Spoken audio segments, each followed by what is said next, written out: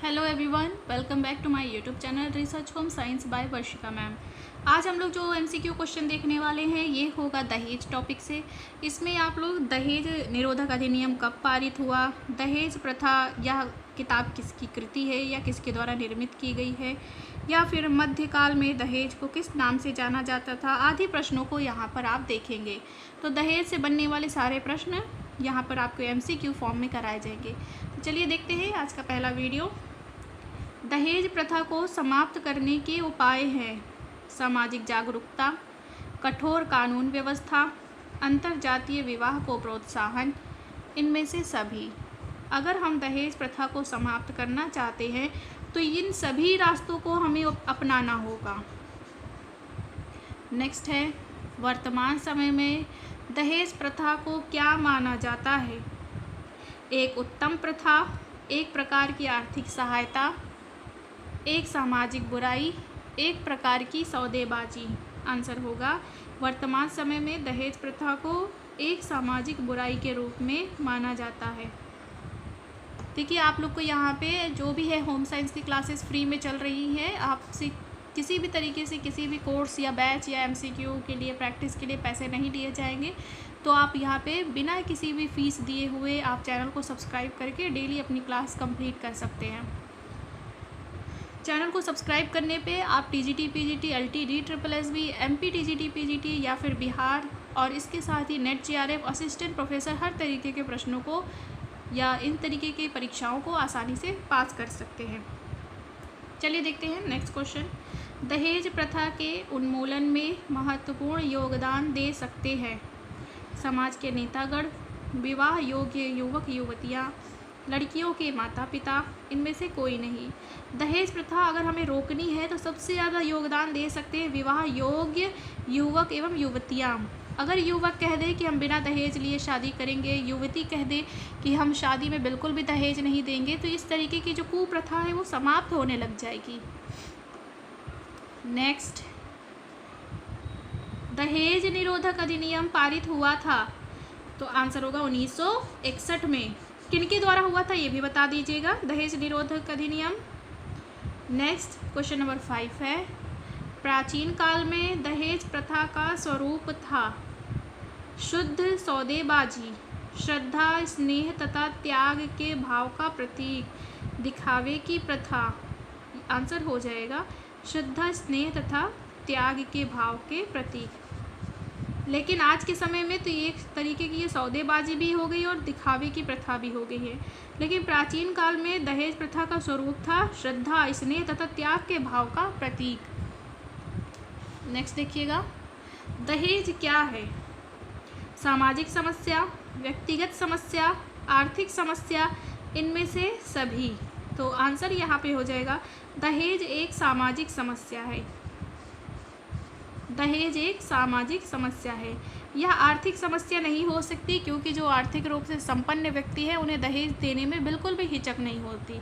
तो हर किसी व्यक्ति के लिए ये आर्थिक समस्या नहीं हो सकती है, तो इसीलिए ये सबसे बेस्ट ऑप्शन होगा सामाजिक समस्या। क्वेश्चन नंबर 7 देखिएगा, बाल विवाह खत्म करने का उपाय है शिक्षा की उन्नति करके, इसके विरुद्ध अभियान छेड़ करके, जन जागरूकता उत्पन्न करके, इनमें से सभी। आंसर होगा बाल विवाह को खत्म करने का उपाय है इनमें से सभी। देखिएगा अगला सवाल है हमारा, दहेज के लिए उत्पीड़न करने वाले को दहेज निषेध अधिनियम 1961 की किस धारा के अंतर्गत दंडित करने का प्रावधान है? आंसर होगा 498 ए। 498 ए ऑप्शन हमारा यहाँ पर हो जाएगा का। अब देखिए नेक्स्ट क्वेश्चन है, यदि लड़की के ससुराल वाले उसे स्त्री धन सौंपने से मना करते हैं तो दहेज निषेध अधिनियम 1961 की किस धारा के अंतर्गत दंडित करने का प्रावधान है? आंसर होगा धारा 406 के अंतर्गत। नेक्स्ट क्वेश्चन है, विवाह के 7 वर्ष के अंदर दहेज उत्पीड़न से लड़की की मृत्यु होने पर भारतीय दंड संहिता की किस धारा के अंतर्गत आजीवन कारावास का प्रावधान किया गया है? आंसर होगा 304 बी। नेक्स्ट है, किस वेद में दहेज प्रथा मतलब वहतु का पहली बार उल्लेख मिलता है? आंसर होगा अथर्ववेद। अथर्ववेद में दहेज प्रथा को वहतु कहा जाता था। नेक्स्ट क्वेश्चन है, घरेलू हिंसा अधिनियम किस वर्ष पारित किया गया है? आंसर होगा 2005। डोमेस्टिक वायलेंस एक्ट कब आया है? 2005 में। नेक्स्ट क्वेश्चन है, दहेज प्रथा ने किस बुराई को जन्म दिया है? आंसर होगा बाल विवाह, अनमेल विवाह, वृद्ध विवाह, अनाचार, वेश्यावृत्ति, उक्त सभी। तो दहेज प्रथा ने इन सभी को जन्म दिया है। नेक्स्ट क्वेश्चन है, भारत में मध्यकाल में दहेज को किस नाम से जाना जाता था?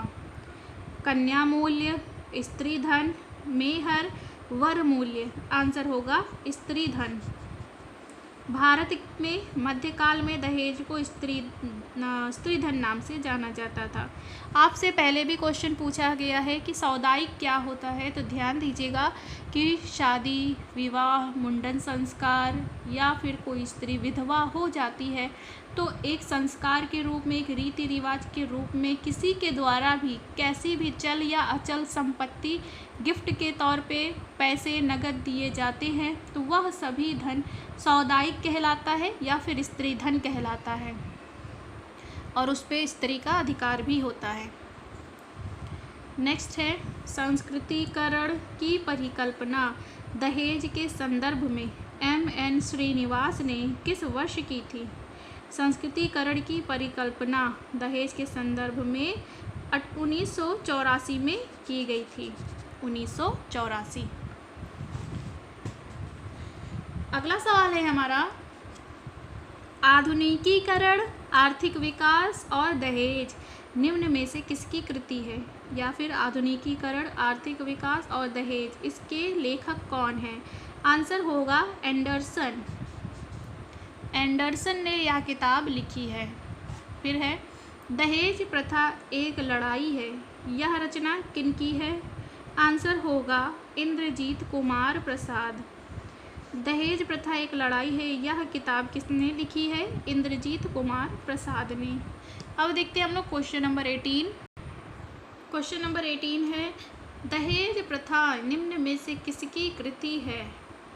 आंसर होगा विकास कुमार।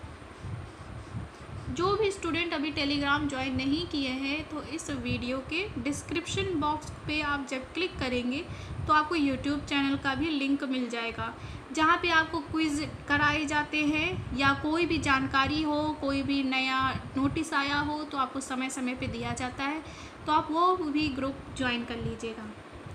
क्वेश्चन नंबर 19 है, दहेज वह धन संपत्ति है जो विवाह के अवसर पर लड़की के माता पिता या अन्य निकट संबंधियों द्वारा दी जाती है। यह परिभाषा निम्न में से किसकी है? आंसर होगा फेयर चाइल्ड। Fair child. आज का हमारा आखिरी सवाल होने वाला है क्वेश्चन नंबर 20। साधारण दहेज वह संपत्ति है जो एक पुरुष विवाह के समय अपनी पत्नी या उसके परिवार से प्राप्त करता है। यह कथन निम्न में से किसका है? आंसर होगा मैक्स रेडिन। यह परिभाषा मैक्स रेडिन के द्वारा दी गई है। तो ये थे कुछ दहेज से संबंधित प्रश्न। ऐसे ही आपको डेली अलग अलग टॉपिक से प्रश्न मिलते रहेंगे। आप अगर अभी तक चैनल को सब्सक्राइब नहीं करे हैं तो जुड़ जाइएगा। अगर वीडियो अच्छा लगा हो तो लाइक शेयर सब्सक्राइब करिएगा।